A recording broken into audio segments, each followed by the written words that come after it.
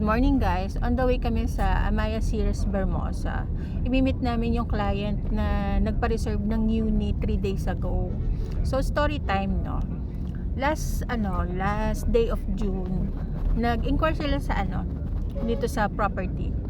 Now, ang ginawa namin, syempre yung process na ginagawa ko lagi is online presentation muna. And then after online presentation, i-meet sila ni Jen at saka ni Christian para sa on-site visit kasi gustong-gusto pa rin nila makita kahit na sinabi na namin na sold out na yung property. So after nung sa site viewing, syempre napakita na namin yung location, yung community. So gustong-gusto nila. Nung una, isa lang yung dapat nakukuha or isa lang dapat yung mag-aantay. Ang ending, 3 silang nag-aantay ng available na unit. So luckily 3 days ago may lumabas na na available sa inventory. Isa nga lang.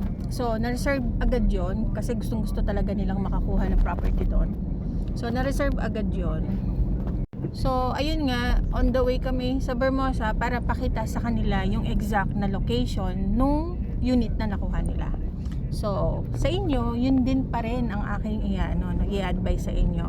Every time na may maisip kayong any property na gusto nyo makita, mag-online property consultation muna tayo para maintindihan nyo muna yung process.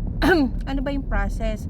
Siyempre, papakita namin yung project details. Papakita namin sa inyo yung computation, yung mga payment na pwede, yung community, etc. Para kapag pumunta kayo doon sa site, i-enjoy nyo na lang yung property mismo. Yung parang i-enjoy nyo kung yung ba yung property na gusto nyo makita o matirhan ng ilang taon ng kasama ng pamilya nyo.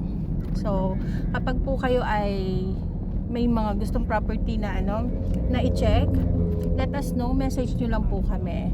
Ayun, kontakin nyo po kami, message nyo lang po kami kapag meron kayong mga project na gusto nyo pang malaman. Thank you!